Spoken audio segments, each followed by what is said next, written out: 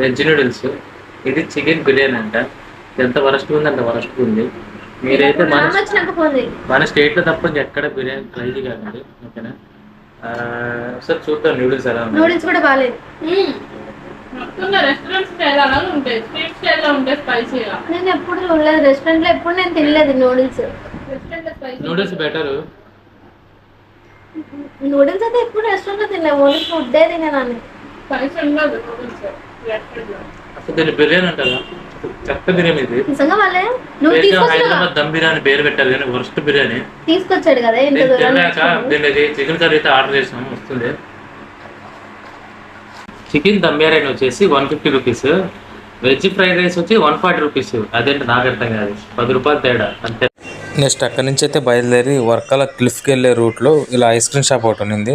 So అక్కడ వచ్చేసి pineapple ice cream అలాగే చాక్లెట్ ఐస్ క్రీమ్ అయితే స్కూప్స్ తీసుకున్నాము. సో ఈ షాప్ వచ్చి అఫోర్డబుల్గా ఉన్నాయి రేట్స్ వచ్చేసి. సో ఇది వచ్చేసి ఐస్ పాయింట్ అనమాట షాప్ పేరు. సో ఇప్పుడు వచ్చేసి పైనాపిల్ 2 స్కూప్స్ వచ్చి 60 రూపీస్, 60 రూపాయలు, ఓకేనా? మీరు వచ్చి ట్రై చేయండి. మీరైతే బీచ్ దగ్గరికి వెళ్ళాక అక్కడ కూరేట్లేదు. సో ఇది వచ్చి టౌన్లో కొంచెం లోపలికి వచ్చాను, ఇక్కడ తక్కువ ఉంటాయి కాబట్టి ఇక్కడ ట్రై చేయండి. బాగా ఫుల్గా అయితే తినచ్చు. ఇప్పుడైతే మేము అక్కడ బిర్యానీ ట్రై చేసాము, సరిగా లేదు.